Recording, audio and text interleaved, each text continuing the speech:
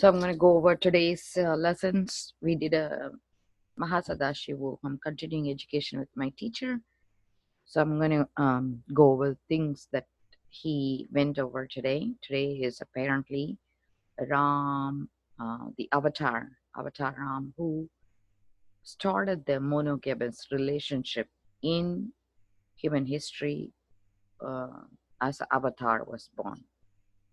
And he was talking about how Ram had the most trying time in his life, but he also um, set standards for human history. So he was going over that.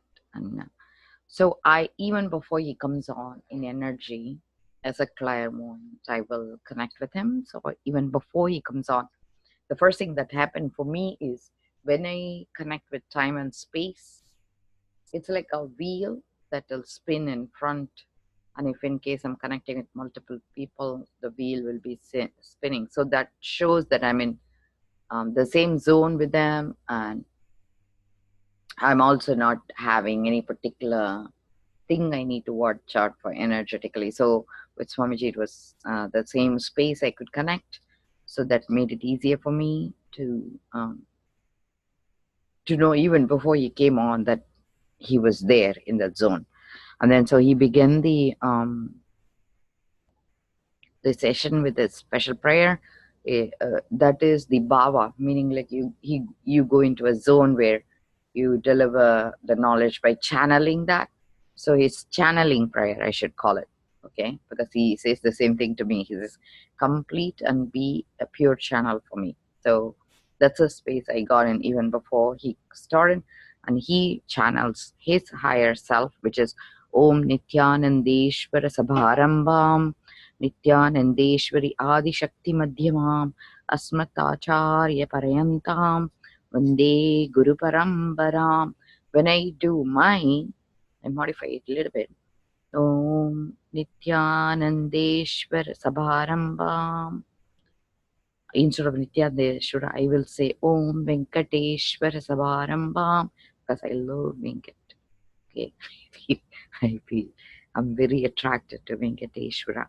So Om Venkateshwara Sabharambam Mahalakshmi Mahavarahi Madhyamam Asmat Acharya Guru Nithyananda Parayantam Vande Guru Parambaram. That's my channeling. So he said Ram Avatar. Interesting thing was not only him as Avatar Vishnu came in, but his bed, which was the snake bed, Adishesha, was born as Lakshman, and his weapons became like the energy, time and space, and the truth, infinite truth. Both were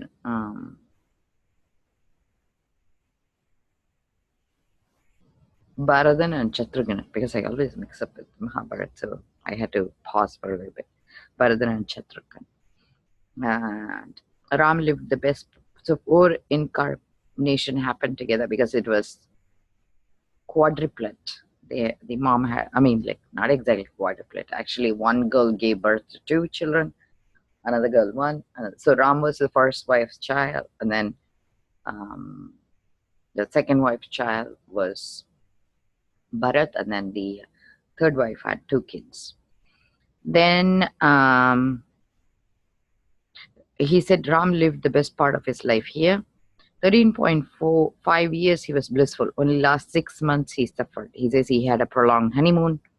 He lived with Saptarishi and Sadashiva and Adi Kailash. Saptarishi is 7 rishis, like how you have Sirius, the star system. So they apparently were learning from ultimate source themselves. So at that point, Ram met them and they all lived together as a vacation home. He was having a timeshare in Biridi.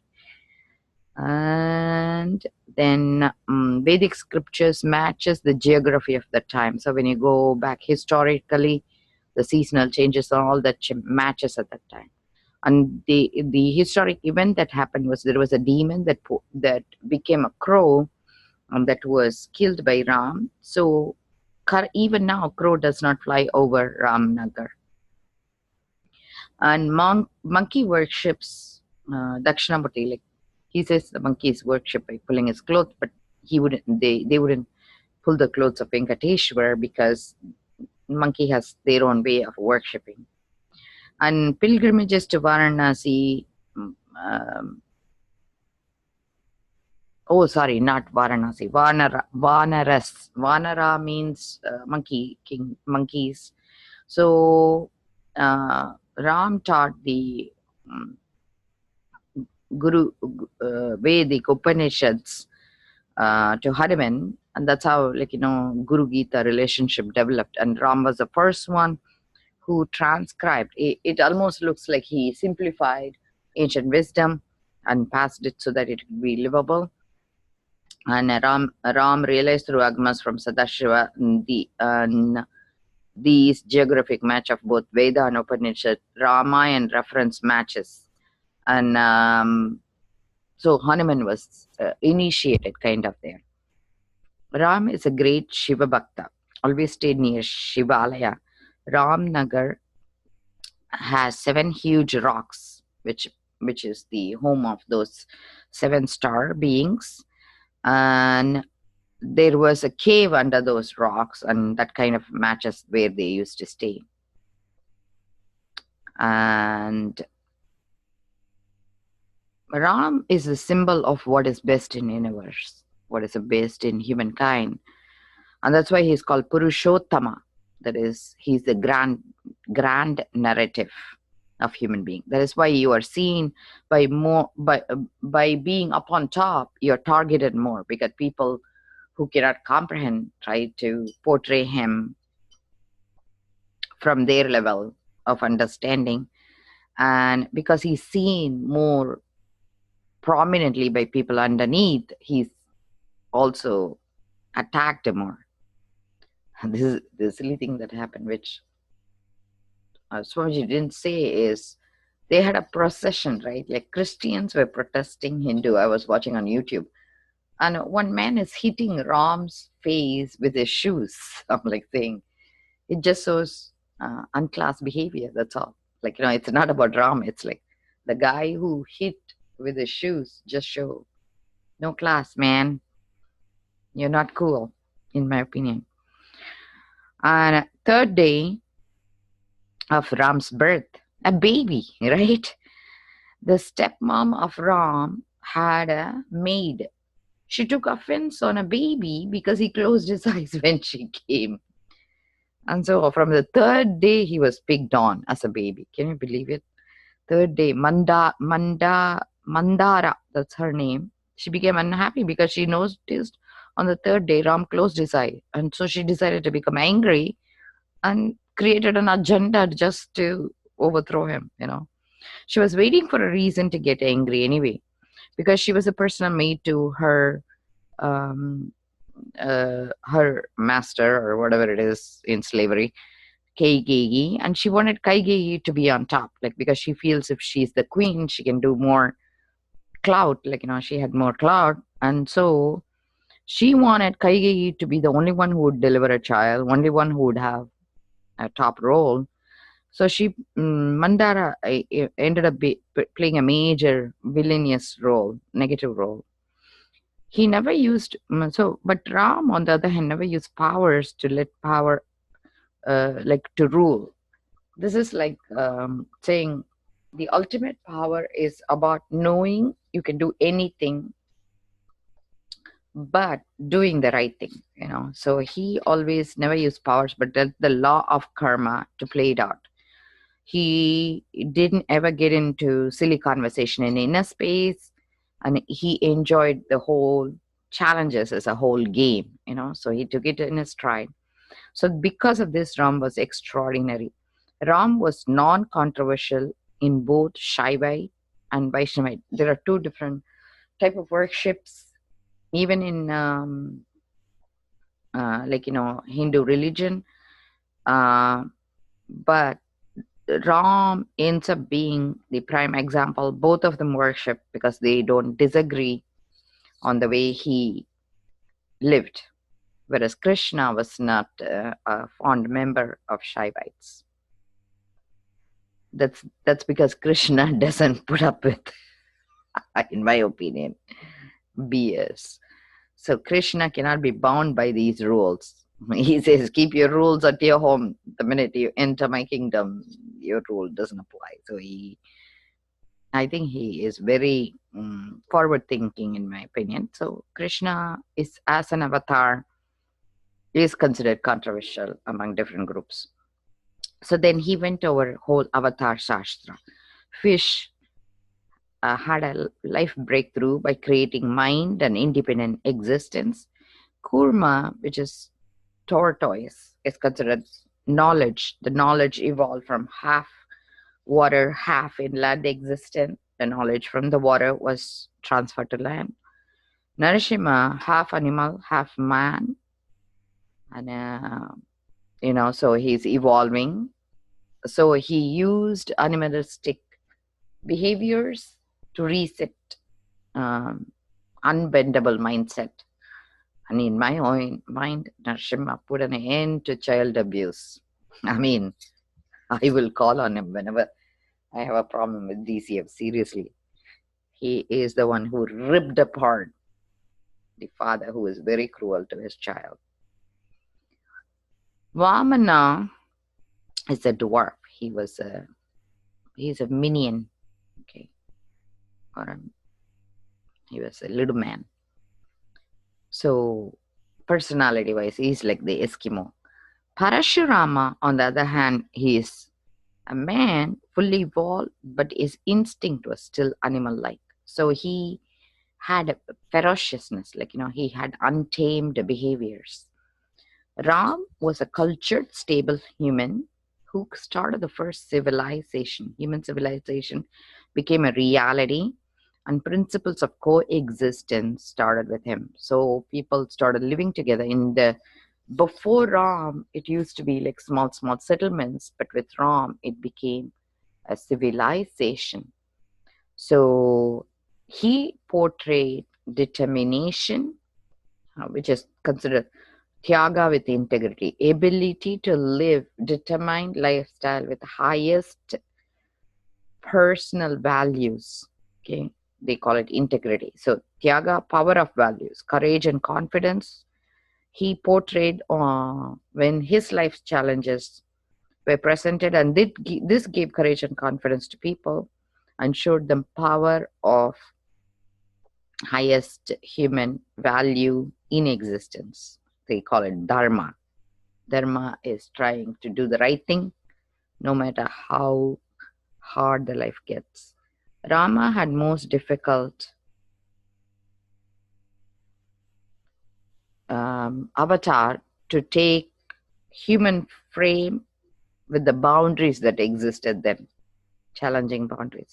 So he had to demonstrate the grandeur of Dharma, which is highest moral values and integrity, and holding on to the highest truth, highest intention, not playing any agenda. So he became the essence of being extraordinary.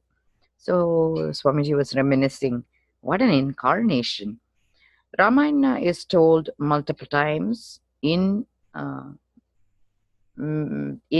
every villages in India, he says, versus Mahabharata, which is the grand narrative of Krishna avatar, is only portrayed once a year because there is a lot of controversial theme that was going on. So in India, it's considered Mahabharata. If you say it aloud, you will create rifts among family members because people can take on different sides. Whereas Ramayana, everybody stays united. That's kind of what he said about Shaivite and Vaishnavite, because the reason is, I think it's not like Krishna avatar per se. This is my interpretation. Maybe Swamiji can correct me.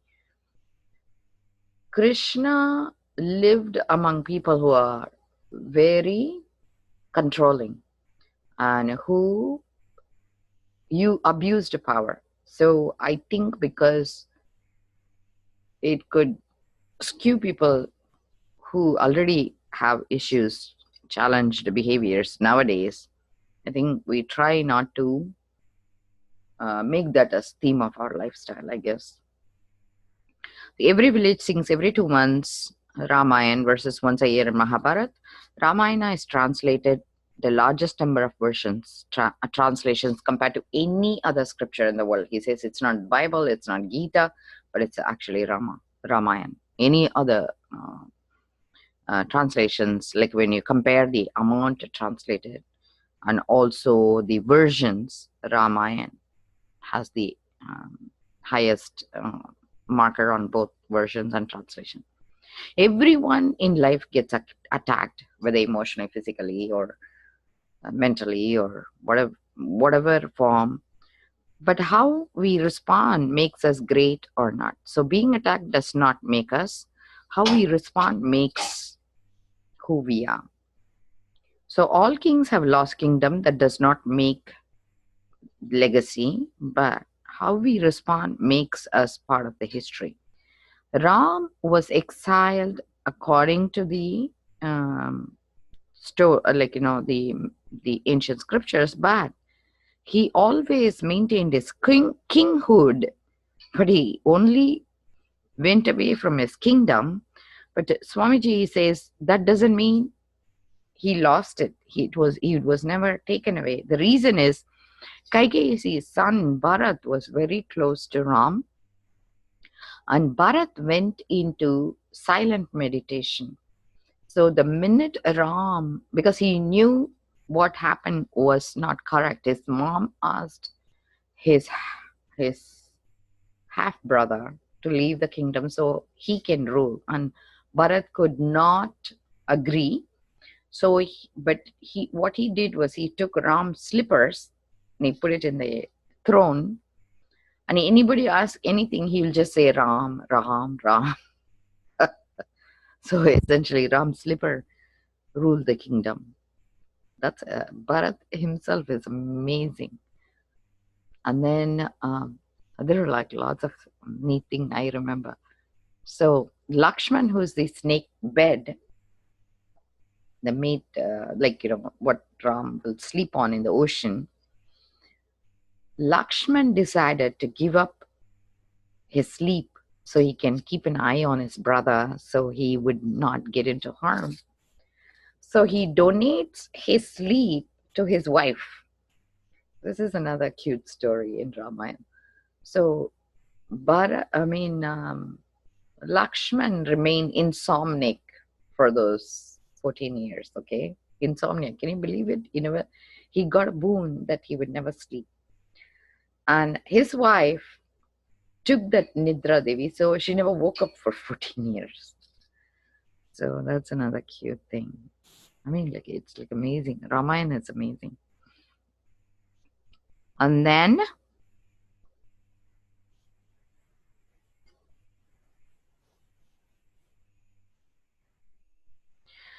that is the reason for being Raja Rama. He's the ultimate king, it says. Raja means king. Raja Rama, forever.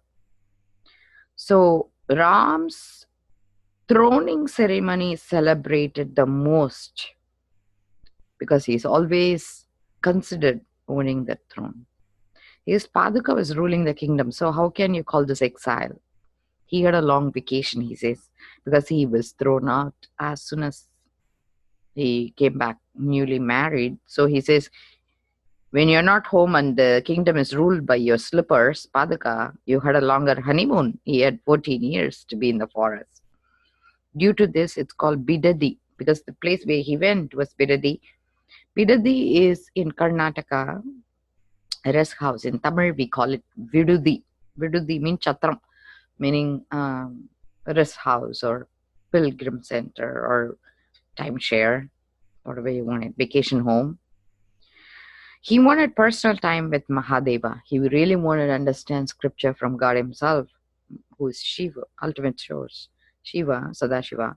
So he actually went and spent that time with living in that retreat center with Shiva and Saptarishi. His kingdom was due to his powerful cognition. So when he came back, when he ruled with a very powerful understanding and depth of understanding. He built powerful understanding with this is what his essence is about. Build powerful cognition with your personality is the personal message from Ramayana we can gather. And build life on powerful cognition. Constantly understand this Guru Gita. Guru is the teacher. Gita is like whatever he delivers. So Guru Gita. Shiva says this to Devi. Very powerful cognition. Message of Guru Gita, which Shiva shares with his consort Devi. He says, build powerful cognition to manifest highest oneness with Guru. Rama is about manifesting powerful cognition. Does not even feel he did tyaga. That is, he never felt he sacrificed anything. And Swamiji also seconds through his lifestyle how he seconds those thought currents. The powerfulness when everything was taken away from Rama became his message. And that's the same way Swamiji, when everything was stripped off him, his legacy was how he handled himself when things were taken away. So brand building is about when you're up on top, you build your brand. But whereas Ram brand building is about doing this at the prime, but Rama did this during the worst time in his life. So how he acted became a legacy by itself. So Swamiji, he says how he stood up when his reputation was taken away has become his legacy as well. News channels always are hungry about infamous or shredding reputation of a person or notoriety. But how reputation being stolen is what makes the most of the news, while the winners are on the back with the sports section. I have a phonic hearing, so I can hear Swamiji when I'm talking. So what did I say? Instead of saying sports, I said some other word. I cannot go back, but when you play my video, you'll know. So phonetic mistakes I'll make. I apologize. And so Swamiji, how he stood up with his reputation was taken away, became his legacy. And he says, news, if it is about notoriety, how the reputation being stolen, we stand. That is the real reputation. So the reputation is not blaming or trying to play the victim, but becoming a superhero. And my Swamiji is a superhero for me. Easy or difficult or impossible, the only thing to do is build power-filled cognition. And if I have to loosely translate it, power-filled cognition means understand at the depth of our soul to be in power and not to lose our soul for anything. So easy or difficult or impossible, the only thing to do is build power-filled understanding. Do it, do it, do it. Do it whether it's easy, do it whether it's difficult, do it whether it's impossible. Build power-filled understanding or cognition about life. This will attract the same caliber of experience in life by attracting people who will match that essence. Essence of today's Satsang, which is delivered on March 25th, 2008. This is the day I lost my mom, my physical mom. So I am also recognizing her in this teaching because she's also helping me from the other side, and she's living with my teacher on the other side. So I'm so thrilled because she's stoked. She even told me, even before I went there, where she was hanging out, and I didn't understand the connection until I went there. I said, oh, my mom is there. I didn't realize it. And I was so stoked. And through her, I also met my higher mom, which is Lakshmi, Siddha Lakshmi, sweet memories. Isn't that neat? My whole life my legacy is about sweet memories, whether I create in me or others or sharing information. So build powerful cognition, whether it is easy, difficult, or impossible. That's the essence of Satsang 3/25/2018.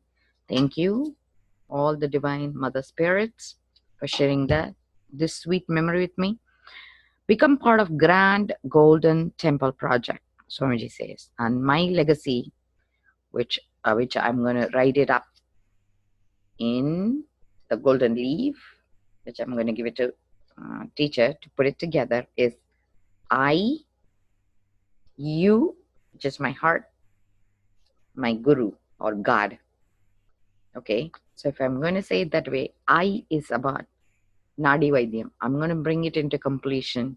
Meridian medicine. Everything has meridians, whether it's the world, plants, animals, humans, everything. Animate, inanimate. So I took me like 16 years to write the book, but I couldn't pass it on because it was way beyond people to understand. Just like Swamiji says, I came with my suitcase, I haven't even opened. That's the same with me.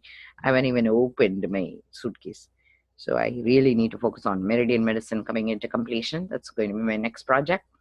So I is about meridian medicine. U is about Positive Anonymous 12-step program. Everyone, no matter what religion, what sect you belong to, you're part of Positive Anonymous 12-step program. And my spiritual sponsor is Sri Nithyananda Swamiji.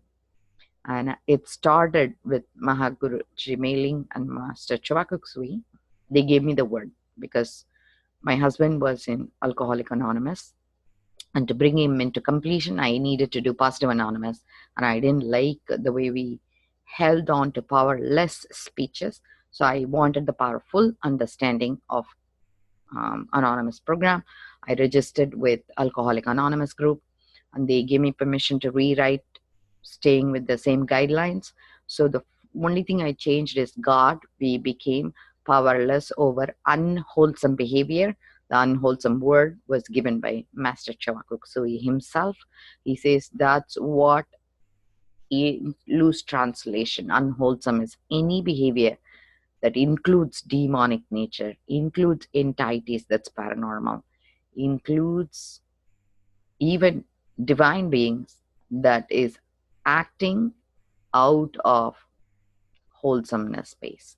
So that captured it all. So Positive Anonymous program started with Master Chavakuksui and is completing with my spiritual sponsor Sri Nithyananda Swamiji, because he completes the powerless cognition to say with his essence today, build powerful understanding, whether it's difficult, easy, or impossible.